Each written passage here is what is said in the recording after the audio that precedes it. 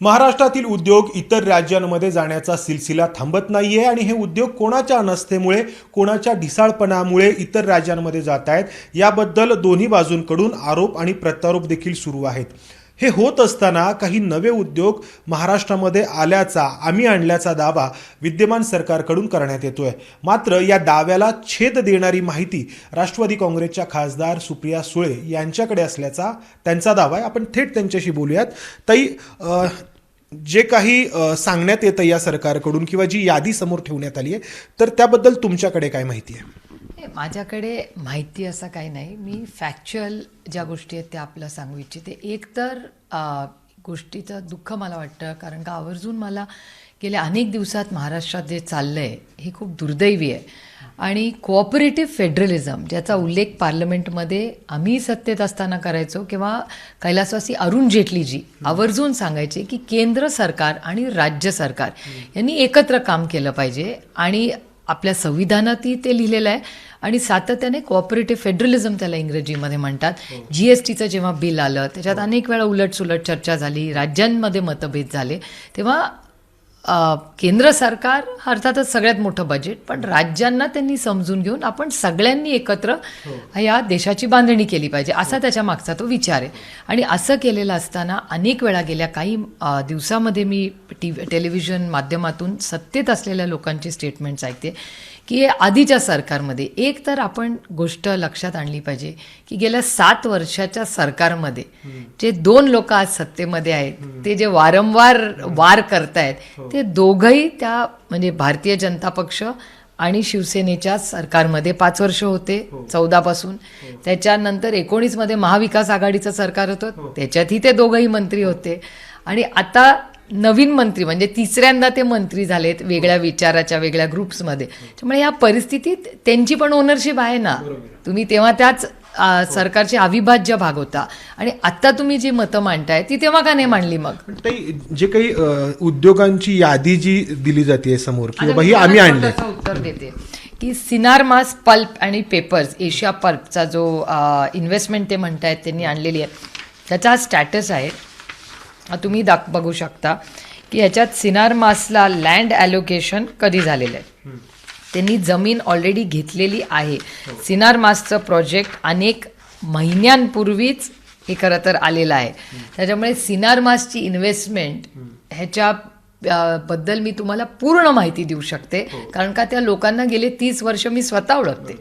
त्याच्यामुळे सिनार मासची इन्व्हेस्टमेंट ह्या 3 महिन्यात आली ह्याच्यापेक्षा हास्यास्पद गोष्ट नाही आहे. रायगडला आवर्जून मी उल्लेख करीन, आदिती तटकरेंनी त्यांना जमीन मिळवून द्या, त्या पालकमंत्री होत्या तेव्हा आदिती तटकरेंनी सगळं हँड होल्डिंग त्या इन्व्हेस्टमेंटसाठी केलेला पहिला मुद्दा.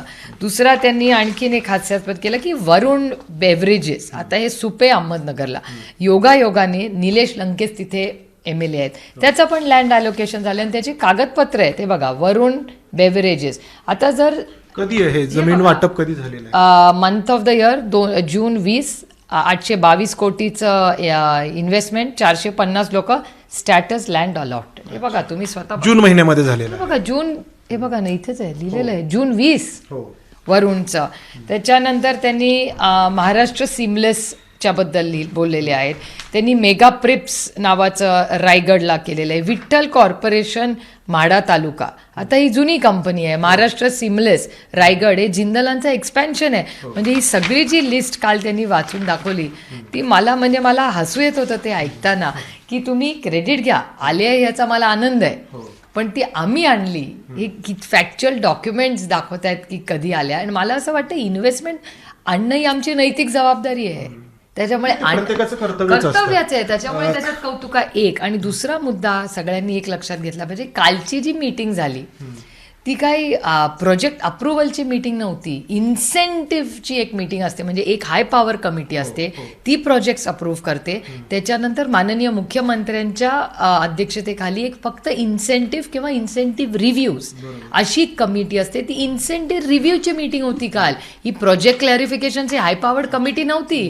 त्यामुळे प्रोसेस पण म्हणजे प्रकल्प येणार हे आधीच ठरलं होतं, जमीन वाटप झालं होतं, फक्त अनुदान किंवा इतर सुविधा किती द्यायच्या हे फक्त काल ठरलं. हो, कामही सुरू झाली आहेत प्रोजेक्टची अनेक ठिकाणी.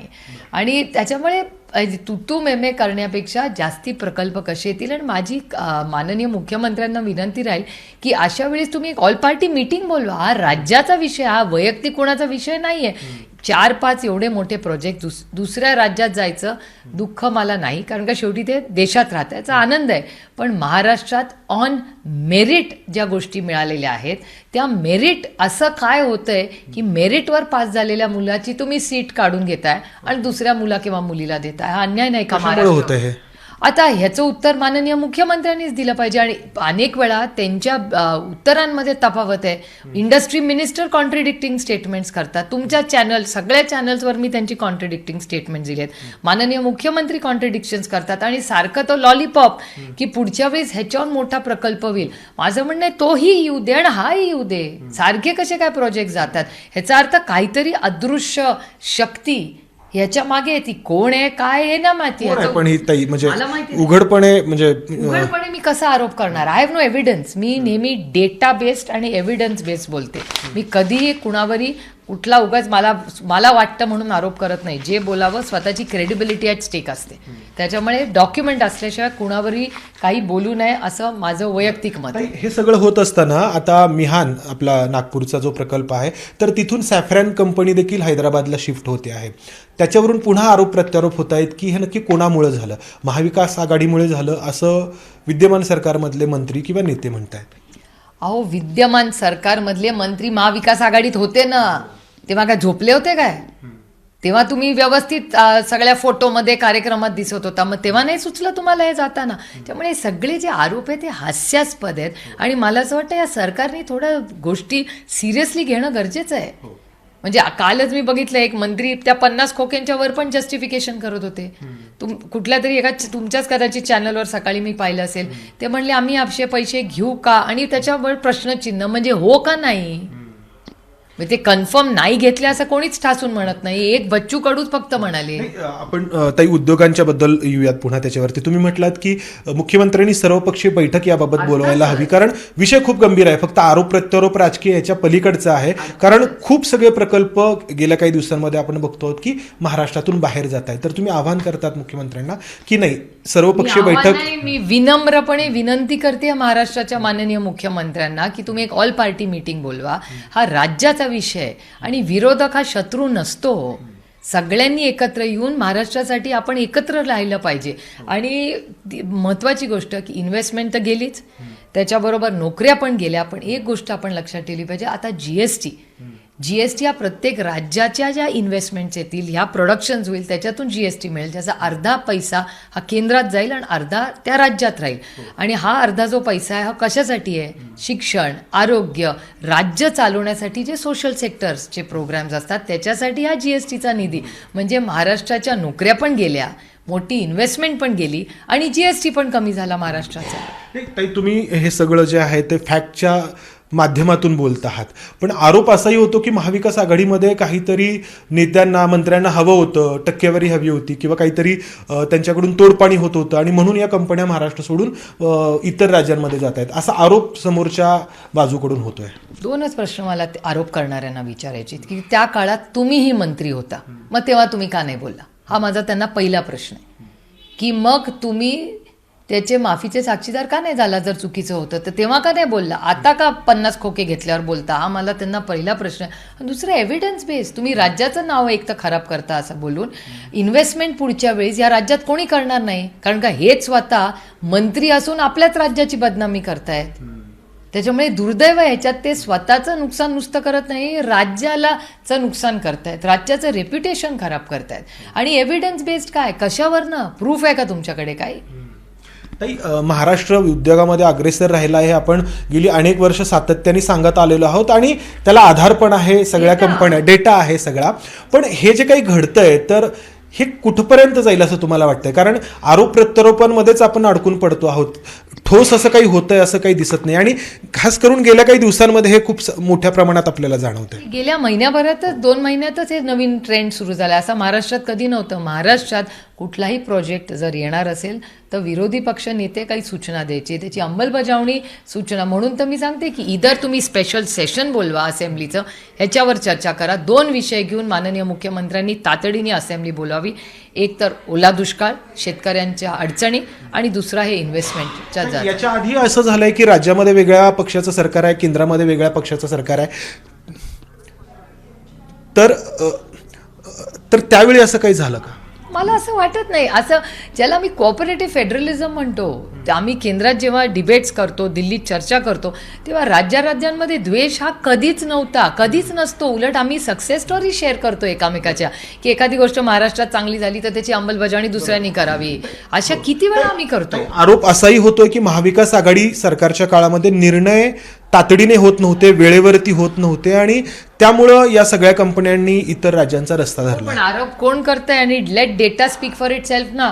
त्यांचं पहिलंच आहे सिनार मास, हे हास्यास्पद आहे.